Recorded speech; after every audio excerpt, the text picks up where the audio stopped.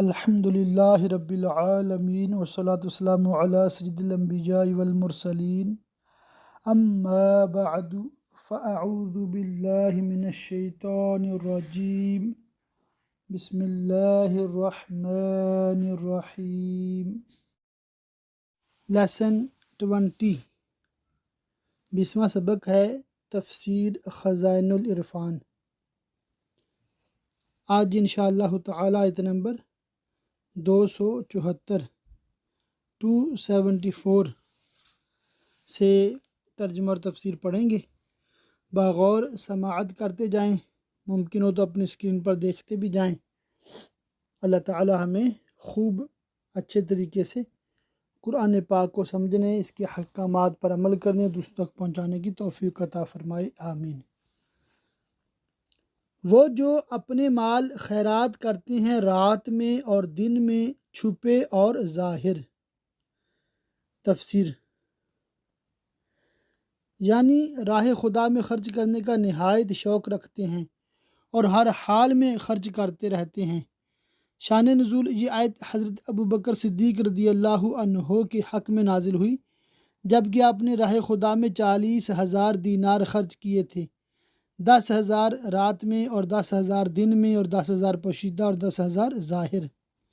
ایک قول یہ ہے کہ یہ آیت حضرت علی المرتضیٰ کرم اللہ تعالی وجہہ الکریم کے حق میں نازل ہوئی جبکہ آپ کے پاس فقط 4 درہم تھے اور کچھ نہ تھا۔ آپ نے ان چاروں کو خیرات کر دیا، ایک رات میں، ایک دن میں، ایک کو پوشیدہ، ایک کو ظاہر۔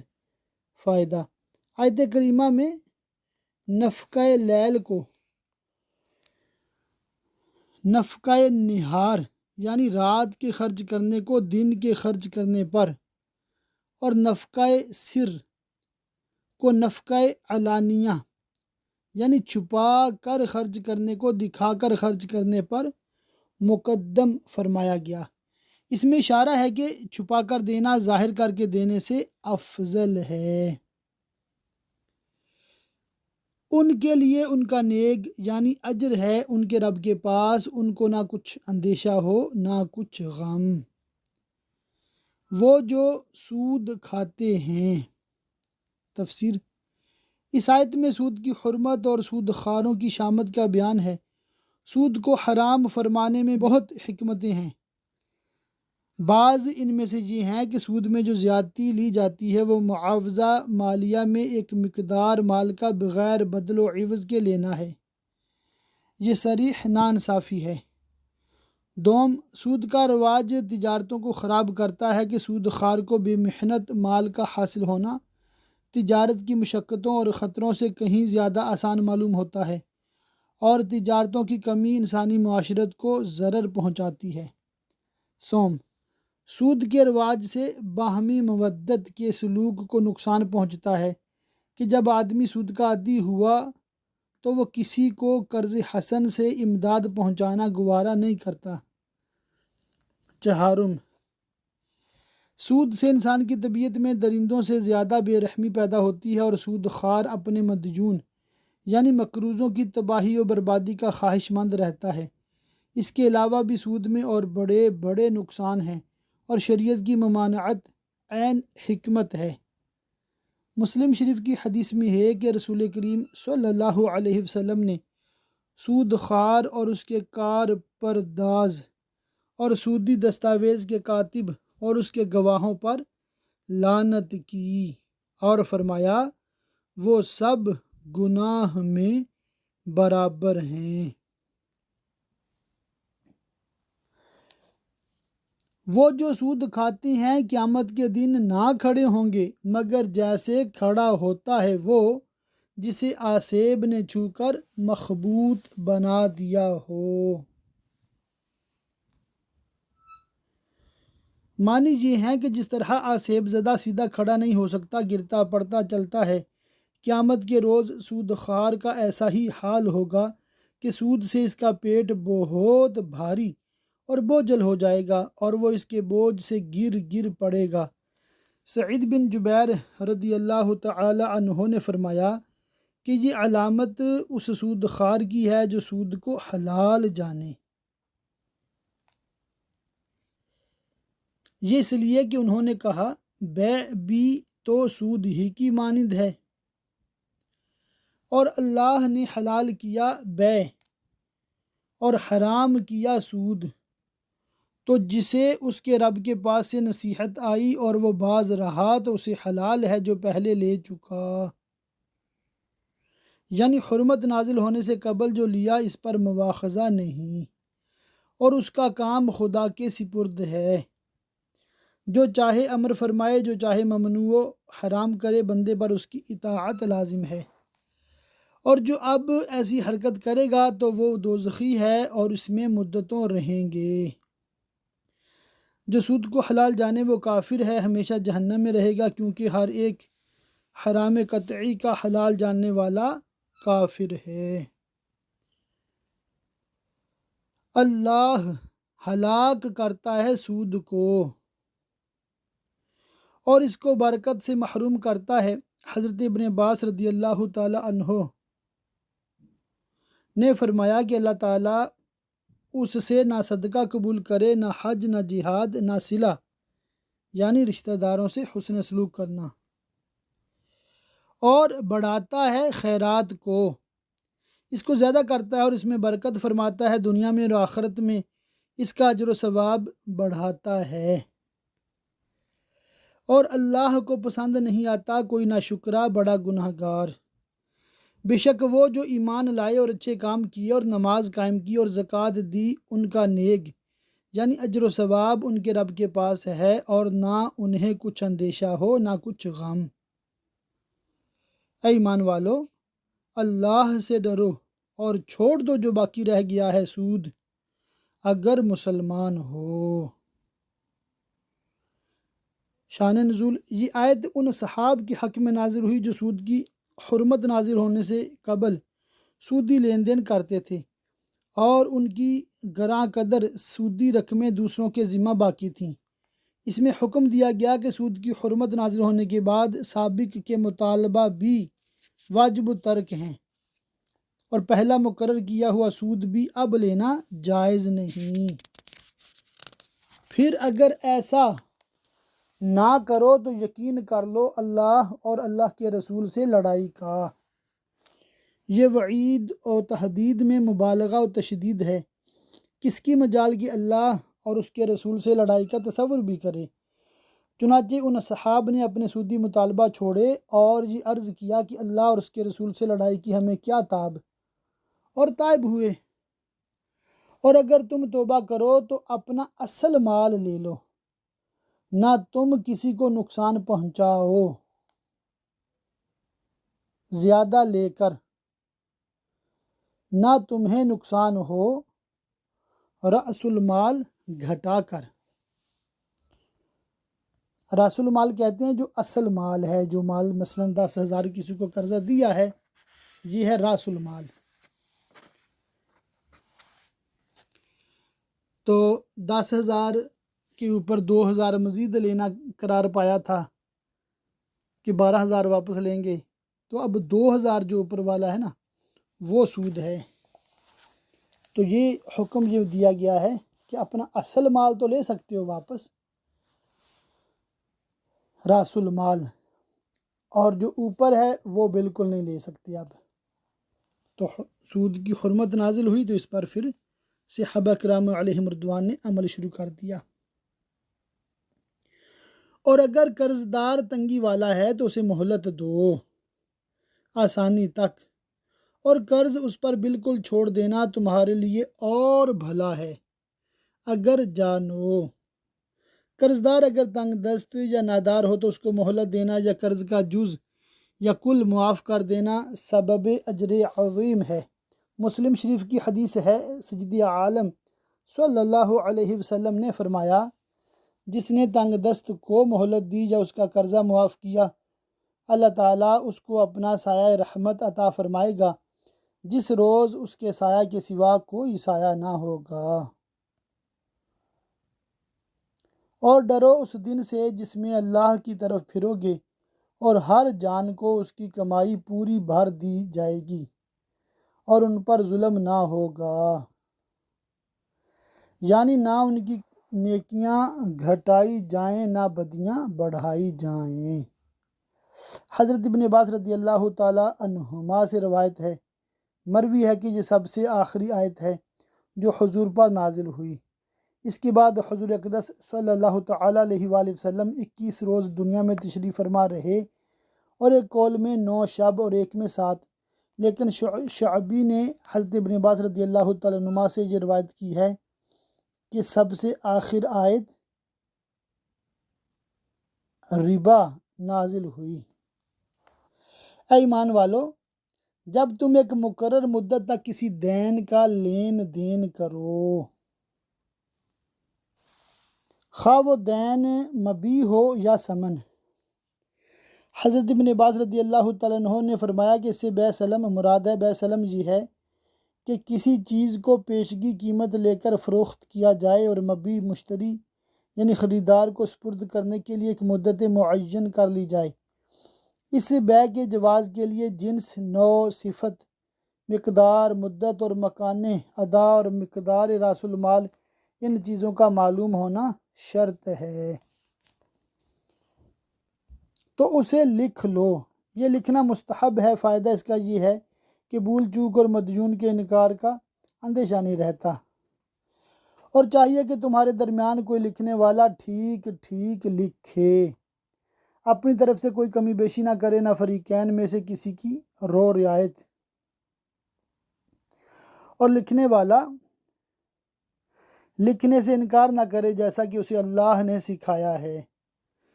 حاصل معنی یہ کہ کوئی کاتب لکھنے سے منع نہ کرے، جیسا کہ اللہ تعالیٰ نے اس کو وثیقہ نویسی یعنی عہد و پیمان لکھنے کا علم دیا، بے تغیر و تبدیل، دیانت و امانت کے ساتھ لکھے۔ یہ کتابت ایک قول پر فرض کفایہ ہے اور ایک قول پر فرض عین، بشرط فراغ کاتب، یعنی کاتب فارغ ہو، جس صورت میں اس کے سوا اور نہ پایا جائے، اور ایک قول پر مستحب، کیونکہ اس میں مسلمان کی حاجت برآری یعنی حاجت پوری کرنے اور نعمت علم کا شکر ہے، اور ایک قول یہ ہے کہ پہلے یہ کتابت فرض تھی، پھر لا یدار کاتب سے منسوخ ہوئی، اور لکھنے والا لکھنے سے انکار نہ کرے جیسا کہ اسے اللہ نے سکھایا ہے، تو اسے لکھ دینا چاہیے، اور جس پر حق آتا ہے وہ لکھاتا جائے، اور اللہ سے ڈرے جو اس کا رب ہے، اور حق میں سے کچھ رکھ نہ چھوڑے۔ پھر جس پر حق آتا ہے اگر بے عقل یا ناتواں ہو یا لکھا نہ سکے، یعنی اگر مدیون، مجنون یا ناقص العقل یا بچہ یا شیخ فانی ہو یا گنگا ہونے یا زبان نہ جاننے کی وجہ سے اپنے مدعا کا بیان نہ کر سکتا ہو، تو اس کا ولی انصاف سے لکھائے اور 2 گواہ کر لو اپنے مردوں میں سے۔ گواہ کے لیے حریت یعنی آزاد ہونا و بلوغ مع اسلام شرط ہے۔ کفار کی گواہی صرف کفار پر مقبول ہے۔ پھر اگر 2 مرد نہ ہوں، مسئلہ تنہا عورتوں کی شہادت جائز نہیں، خواہ وہ 4 کیوں نہ ہوں، مگر جن امور پر مرد مطلع نہیں ہو سکتے، جیسے کہ بچہ جننا، باکرہ ہونا، اور نسائی عیوب، ان میں ایک عورت کی شہادت بھی مقبول ہے۔ مسئلہ حدود و قصاص میں عورتوں کی شہادت بالکل معتبر نہیں، صرف مردوں کی شہادت ضروری ہے۔ اس کے سوا اور معاملات میں ایک مرد اور 2 عورتوں کی شہادت بھی مقبول ہے۔ تو ایک مرد اور 2 عورتیں، ایسے گواہ جن کو پسند کرو، جن کا عادل ہونا تمہیں معلوم ہو اور جن کے صالح ہونے پر تم اعتماد رکھتے ہو، کہ کہیں ان میں ایک عورت بھولے تو اس ایک کو دوسری یاد دلا دے، اور گواہ جب بلائے جائیں تو آنے سے انکار نہ کریں۔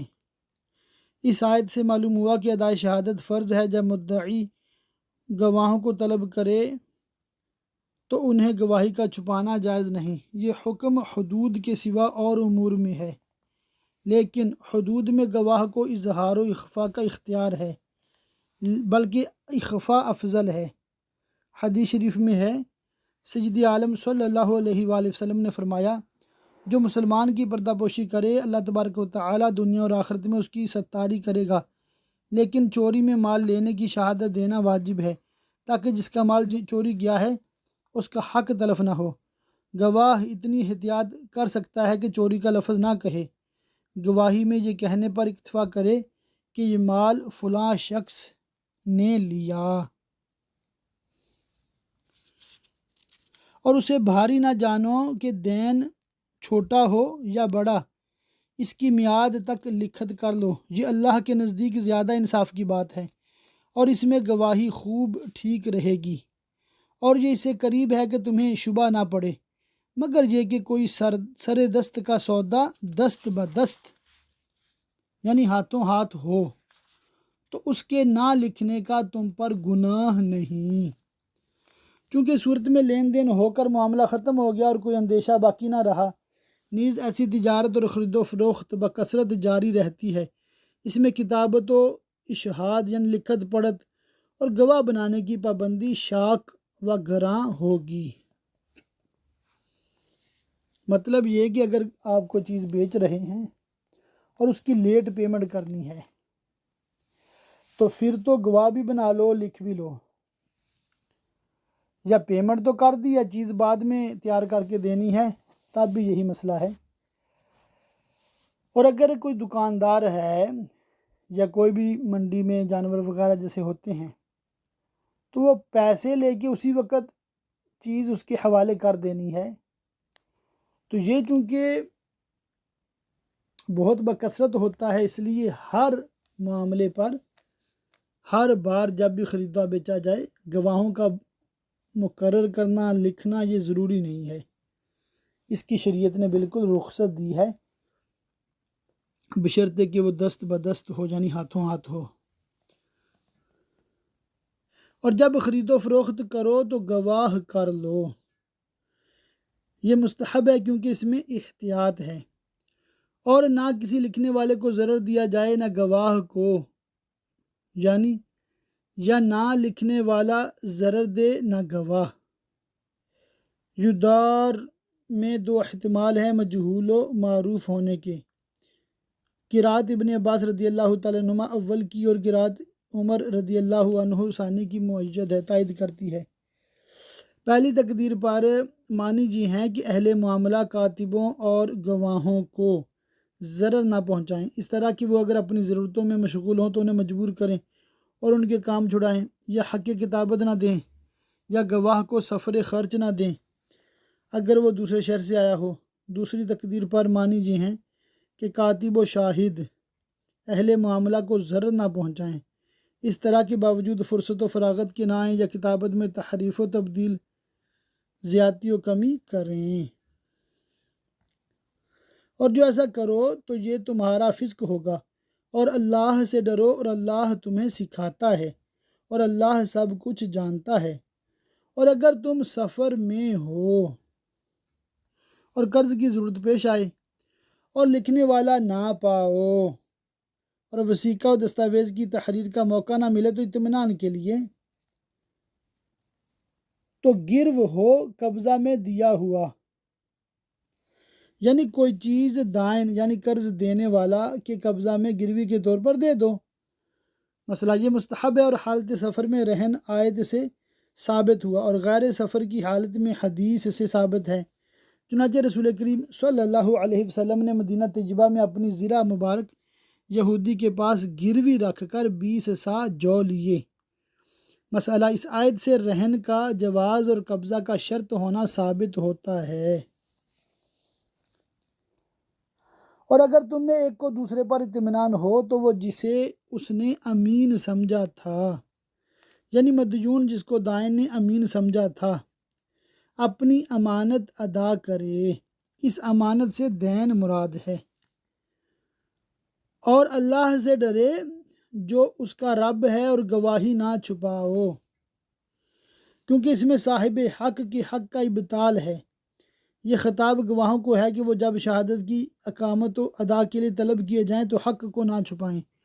اور ایک قول یہ ہے کہ یہ خطاب مدیونوں کو ہے کہ وہ اپنے نفس پر شہادت دینے میں تأمل نہ کریں، اور جو گواہی چھپائے گا تو اندر سے اس کا دل گناہ گار ہے۔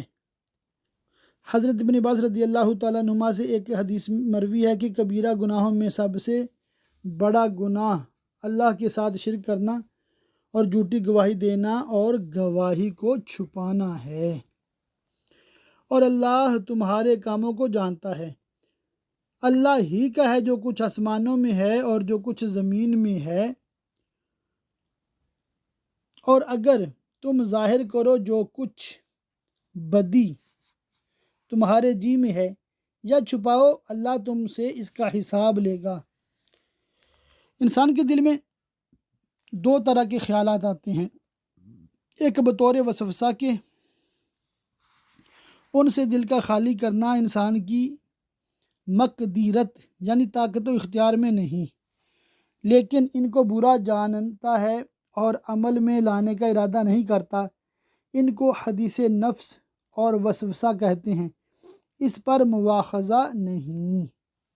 بخاری و مسلم کی حدیث ہے، سید عالم صلی اللہ تعالیٰ علیہ وسلم نے فرمایا کہ میری امت کے دلوں میں جو وسوسے گزرتے ہیں اللہ تعالیٰ ان سے تجاوز فرماتا ہے جب تک کہ وہ انہیں عمل میں نہ لائیں یا ان کے ساتھ کلام نہ کریں۔ یہ وسوسے اس آیت میں داخل نہیں۔ دوسرے وہ خیالات جن کو انسان اپنے دل میں جگہ دیتا ہے اور ان کو عمل میں لانے کا قصد و ارادہ کرتا ہے، ان پر مواخذہ ہوگا، اور انہی کا بیان اس آیت میں ہے۔ مسئلہ: کفر کا عزم کرنا کفر ہے، اور گناہ کا عزم کر کے اگر آدمی اس پر ثابت رہے اور اس کا قصد و ارادہ رکھے، لیکن اس گناہ کو عمل میں لانے کے اسباب اس کو بہم نہ پہنچیں اور مجبوراً وہ اس کو کر نہ سکے، تو جمہور کے نزدیک اس سے مواخذہ کیا جائے گا۔ شیخ ابو منصور ماتریدی اور شمس الائمہ حلوانی اسی طرف گئے ہیں، اور ان کی دلیل آیا ان الذین یحبون ان تشیع الفاحشہ اور حدیث حضرت عائشہ ہے، جس کا مضمون یہ ہے کہ بندہ جس گناہ کا قصد کرتا ہے اگر وہ عمل میں نہ آئے جب بھی اس پر عقاب کیا جاتا ہے۔ مسئلہ: اگر بندے نے کسی گناہ کا ارادہ کیا پھر اس پر نادم ہوا، استغفار کیا، تو اللہ تعالیٰ اس کو معاف فرمائے گا۔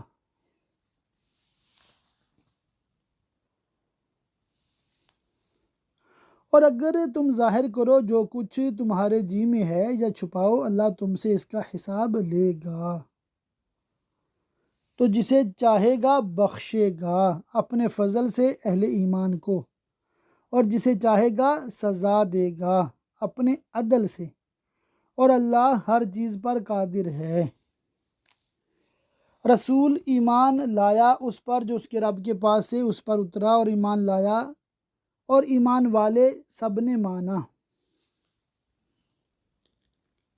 زجاج نے کہا کہ جب اللہ تعالیٰ نے اس صورت میں نماز، زکوٰۃ، روزے، حج کی فرضیت اور طلاق، ایلا، حیض و جہاد کے حکام اور انبیاء کے واقعات بیان فرمائے، تو صورت کی آخر میں یہ ذکر فرمایا کہ نبی کریم صلی اللہ علیہ وآلہ وسلم اور مومنین نے ان تمام کی تصدیق فرمائی، اور قرآن اور اس کے جملہ شرائع و احکام کے منزل من اللہ یعنی اللہ کی طرف سے نازل ہونے کی تصدیق کی۔ اللہ اور اس کے فرشتوں اور اس کی کتابوں اور اس کے رسولوں کو۔ یہ اصول و ضروریات ایمان کے 4 مرتبے ہیں۔ نمبر 1، اللہ پر ایمان لانا۔ یہ اس طرح کی اعتقاد و تصدیق کرے کہ اللہ واحد احد ہے، اس کا کوئی شریک و نظیر نہیں، اس کے تمام اسماء حسنی و صفات علیہ پر ایمان لائے، اور یقین کرے اور مانے کہ وہ علیم اور ہر شے پر قدیر ہے، اور اس کے علم و قدرت سے کوئی چیز باہر نہیں۔ نمبر 2، ملائکہ پر ایمان لانا۔ یہ اس طرح پر ہے کہ یقین کرے اور مانے کہ وہ موجود ہیں، معصوم ہیں، پاک ہیں اللہ کے، اور اس کے رسولوں کے درمیان احکام و بیان کے وسائط یعنی واسطے ہیں۔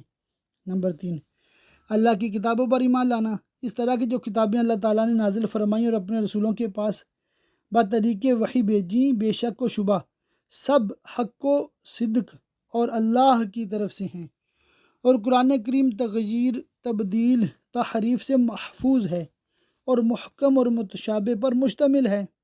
نمبر 4، رسولوں پر ایمان لانا۔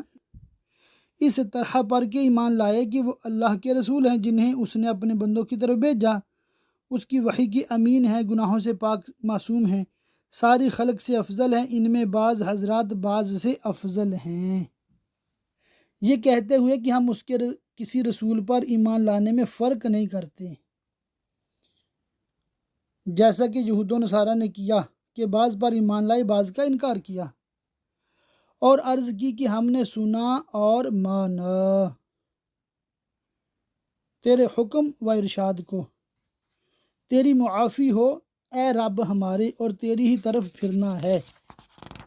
اللہ کسی جان پر بوجھ نہیں ڈالتا مگر اس کی طاقت بھر، اس کا فائدہ ہے جو اچھا کمایا اور اس کا نقصان ہے جو برائی کمائی۔ یعنی ہر جان کو عمل نیک کا اجر و ثواب اور عمل بد کا عذاب و عقاب ہوگا۔ اس کے بعد اللہ تعالیٰ نے اپنے مومن بندوں کو طریق دعا کی تلقین فرمائی کہ وہ اس طرح اپنے پروردگار سے عرض کریں، اے رب ہمارے، ہمیں نہ پکڑ اگر ہم بھولیں اور صحو سے تیرے کسی حکم کی تعمیل میں قاصر رہیں یا چوکیں، اے رب ہمارے، اور ہم پر بھاری بوجھ نہ رکھ جیسا تو نے ہم سے اگلوں پر رکھا تھا، اے رب ہمارے، اور ہم پر وہ بوجھ نہ ڈال جس کی ہمیں سے ہار یعنی طاقت نہ ہو، اور ہمیں معاف فرما دے اور بخش دے، اور ہم پر مہر یعنی رحم کر، تو ہمارا مولا ہے، تو کافروں پر ہمیں مدد دے۔